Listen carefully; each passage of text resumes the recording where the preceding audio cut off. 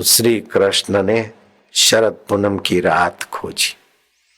कामदेव ने भगवान को कहा कि वासुदेव हो जाए दो दो हाथ,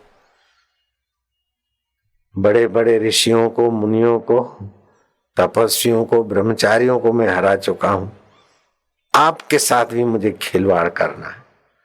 कृष्ण ने कहा अच्छा बेटे, मुझ पर तू अपनी शक्ति का जोर देखना चाहता है, चल आ जाना। चंद्रमा पूर्ण कलाओं से विकसित हो, शरद पूनम की रात हो और तुझे मौका मिलेगा मेरे साथ युद्ध करना है तो किले में युद्ध करना है कि मैदान में, अर्थात मैं अपने घर गृहस्थी में हूं तब तुझे युद्ध करना है कि मैं मैदान में हूं तब युद्ध करना है। बोले महाराज जब युद्ध होता है तो किले में क्या करना, मैदान में। बोले ठीक है मैं तुझे मैदान दूंगा। शरद पूनम की रात और बजाई बंसी।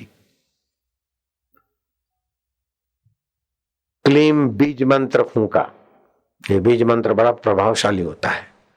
22 बीज मंत्र हैं, एक एक बीज मंत्र इस पार उस पार कर देवे। तो श्री कृष्ण ने क्लीम बीज मंत्र फूंका।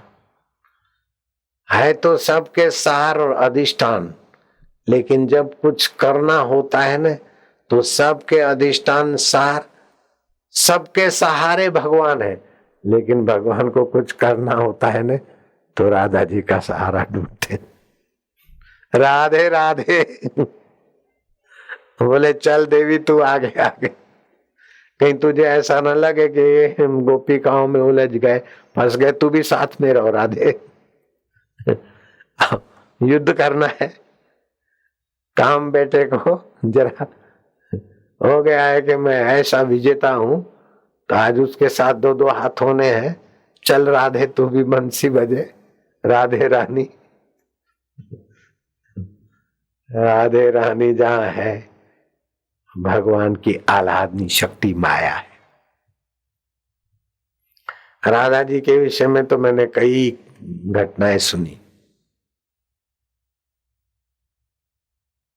राधे रानी मुझे तुम्हारी भक्ति दे दे, प्यार दे दे, प्यार दे। और तब तक नहीं मिला जब तक काम वासना थी। काम वासना मिटी और राधे रानी का रूप देखा, बाप रे क्या आनंद, क्या रोमांचित, क्या हो। वो सारी दिव्य सृष्टियां होती है। आप ऐसा नहीं समझो कि इन आंखों से जो दिखता है इतना ही वृंदावन है, इतना ही मथुरा है। नहीं नहीं, साधु बाबा लोग जानते होंगे कोई कोई। एक स्थूल सृष्टि होती है जो हमको इन आंखों से दिखती, ये आदि भौतिक सृष्टि है, आदि भौतिक आंखों से दिखती। दूसरी आदि दैविक सृष्टि है, रास होती है लेकिन सबको नहीं दिखेगी।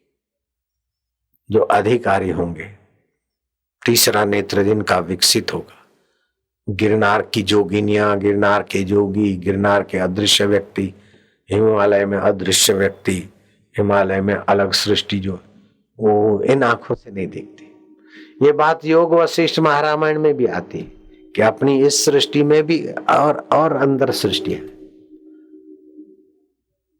तो कई साधु संतों को भगवान की दिव्य लीलाएं ब्रज में दिखती, तो कईयों को प्रेतों के भंडारे भी दिखते, जैसे बलराम दास महाराज।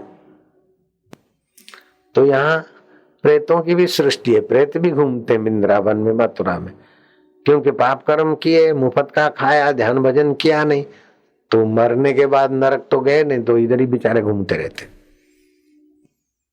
जिसको शरीर नहीं मिलता और वायु शरीर से घूमते रहते, उनको प्रेत बोलते। तो जैसे मनुष्य होते हैं ना, सात्विक, राजस, तामस स्वभाव अलग अलग, ऐसे उनमें भी होता है। किसी एक व्यक्ति में दो दो चार चार प्रेत वायवी शरीर से घुस जाते। खैर, जिन्होंने मंत्र दीक्षा ली होती उसमें घुसते नहीं, और घुसे हुए हैं तो टिकते नहीं, भाग जाते, उनको तपन होती है। मंत्र जाप में बड़ी शक्ति है। तो श्री कृष्ण ने शरद पूनम की रात पसंद की, बंसी बजाई। तो राग रागिनियां 32 राग 64 रागिनियां हैं, और वे साकार भी हो सकती है। और श्री कृष्ण तो मानो रासलीला किसको कहते हैं? नर्तक तो एक हो और नाचने वाली अनेक हो।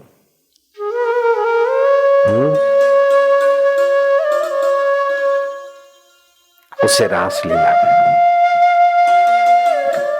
नर्तक एक परमात्मा है और नाचने वाली वृत्तियां बहुत हैं।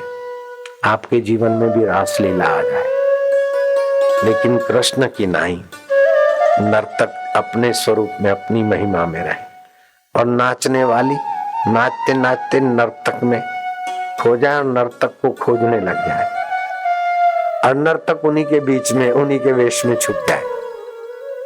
ये बड़ा आध्यात्मिक रहस्य है। ऐसे नहीं दो हाथ पैर वाले किसी बालक का नाम कृष्ण है। यहाँ कृष्ण कर्षति आकर्षति थी। कृष्ण जो कर्षित कर दे, आकर्षित कर दे, आह्लादित कर दे, आनंदित कर दे, सर्वांगी विकास कर दे, उस परमेश्वर ब्रह्म का नाम कृष्ण है। ऐसा नहीं सोचना कि कोई दो हाथ पैर वाला नंद बाबा का कोई लल्ला आएगा और बंसी बजाएगा तब हमारा कल्याण होगा, ऐसा नहीं है। उसकी तो नित्य बंसी बजती रहती है और नित्य गोपिकाएं विचरण करती रहती है। वही कृष्ण आत्मा है और वृत्तियां गोपिकाएं हैं। वही कृष्ण आत्मा है और जो सुरता है वो राधा, उल्टा दो तो धारा। उसको संविद भी बोलते हैं, पूर्णा भी बोलते, चित्तकला भी बोलते।